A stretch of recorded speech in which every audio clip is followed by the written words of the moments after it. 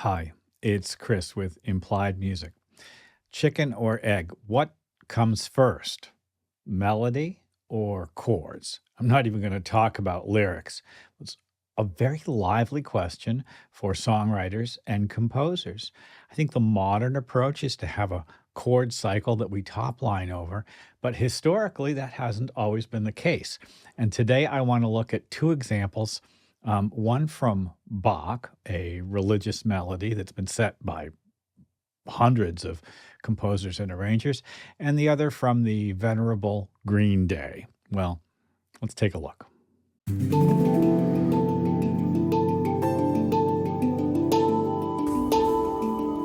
Well, first, just a little housekeeping. If this is the second or third video of mine you've seen and you're finding it useful, I hope you'll subscribe to the channel. We are continuing to do content aimed at increasing your basic understanding of music theory fundamentals with a goal to supporting your own music making. I hope that this is music theory for everyone. We've got a community here of really just fascinating musicians. And today's topic is one which I think is important for all of us, and I'd be very curious to hear how you approach the question. The question is, what comes first, the chord progression and then I top line over it? Or do I come up with a melody? Maybe I have a lyrical line or two and I have a beautiful melody and then try to figure out the chords that work with it.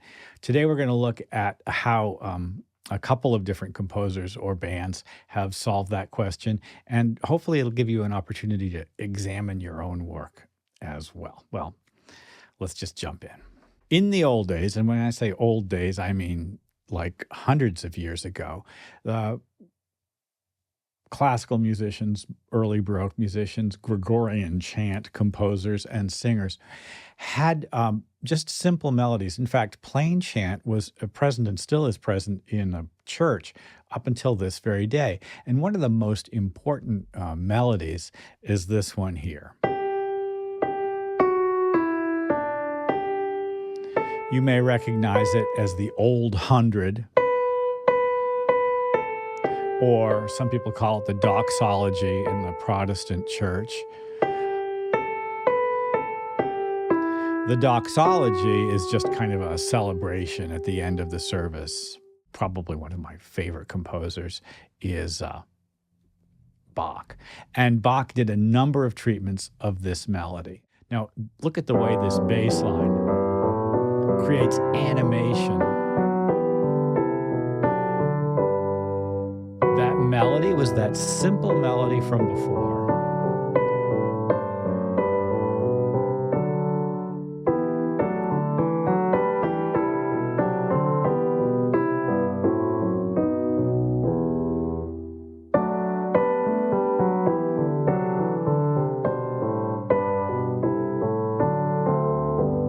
So how was Bach doing that? How do we do that, basically? Any melodic tone, in this case a B, at its simplest level may be the root, third, or fifth of a triad, right? And that triad may be major or minor. For instance, this B here could be the major third of G major, right? B is the major third of G major, but it's also the minor third of G sharp minor. It could be the root of B major, but it's also the root of B minor. It could be the fifth of E minor, but of course it's also the fifth of E major. Now this isn't even worrying about the other extensions of chords. I wanted to explore the idea about using roots, thirds, or fifths and harmonizing melody in that way. And so I reduced that Old Hundred melody to this simple pattern. I've changed the rhythm and squared it off. You can see it has a similar contour, that is to say the up and the downness of it. And it's what I might use as a ground bass if I wanted to make something much more elaborate. In fact, that's kind of what I wanted to do Let's look at the chords that I chose for it. Now, I've harmonized that melody with a new set of chords. And in fact, here they are right here in yellow. And as you can see, they're all taken from the G major diatonic system, and it will sound quite good. The first chord is C, and then it goes to G. There's a little digression where you hear a little E minor quality. I'm kind of stealing a little bit from Bach's harmonization, although it's not like his. Let's listen.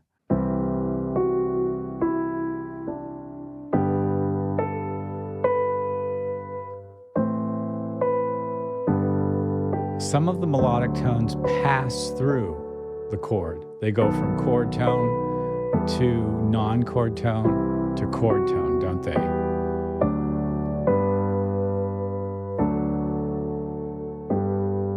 And it's an effective harmonization, one which would get me a B+ probably in my class. I did another harmonization of this exact same melody, and it sounds really different because it's harmonized differently. Here it's in white, and as you can see, instead of starting on C, I began on E minor. Now, E minor is the relative minor of G, and it should work beautifully, but then I borrowed a chord from the parallel minor, C minor.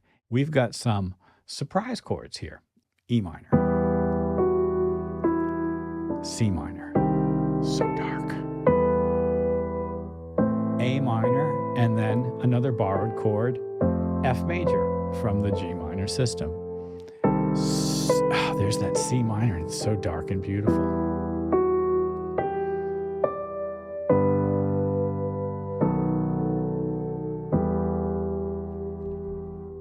Honestly, we could kind of do that all afternoon. There's always 3 or 4 or 5 or 6 or who knows how many solutions to any given melodic tone.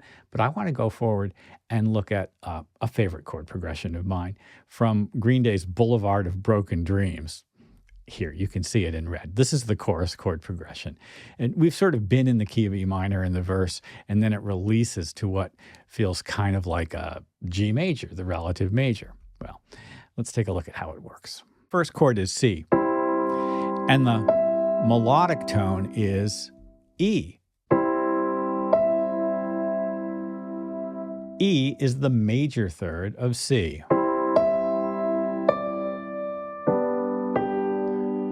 Really, the strong chord tone energy there is very exciting. The G now is the root of G. The next chord is D, 5, 4, 5, 4. This is the fourth of E minor, but it apologizes and winds up on the minor third. There are tiny little passing moments. There are moments of tension in the melody. It's got that great leap, and then an easy to sing set of scale degrees. It's a really terrific example of like a good rock vocal that has one moment of effort and excitement and then kind of drops back down into itself. But of course, that's not the only way to solve something like this. And so my question to myself was, what if I don't choose an obvious note, an obvious chord tone like root, third, or fifth, but rather begin with the major seventh and then maybe sit on a 13th, a 6th or something like that. Well, that's what I've done here with this melody. That B against the C chord. And then I'm going to come back to that B against a D chord. I've still gone to the G. Let's listen to how this melody sounds against that same chord progression.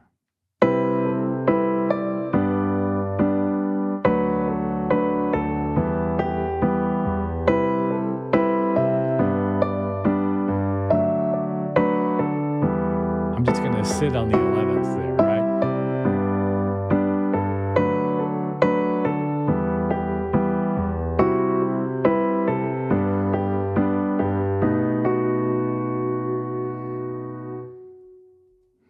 Now, I love the use of sort of extensions and tense melodic tones within really stable chords. And that's what's happening here. Let's listen to it one more time. Maybe we'll slow it down a bit just so that you can kind of vibe with it.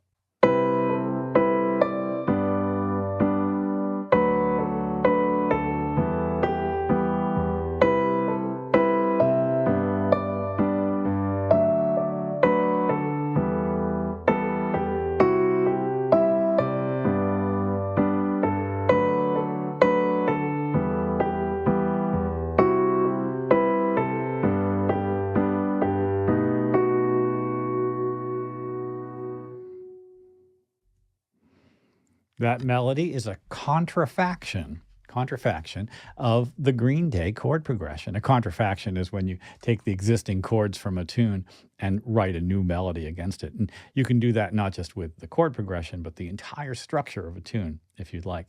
Essentially, it's what a jazz musician does when they create a new melody, when they blow over chord changes, creating a solo. Do you harmonize your melodies? Do you write the melodies first and then harmonize them? Do you come up with a chord progression or pattern that you like that you play on your guitar or keyboard and then top line it, create a new melody, and then fit the words in? Do the words come first? All different ways of composing and writing songs. I'm actually very interested to know how you skin that cat, with apologies to my cats. Listen, I hope this has been useful. Like and subscribe and ding the bell. You'll be notified when I do my videos, and I'll see you next time.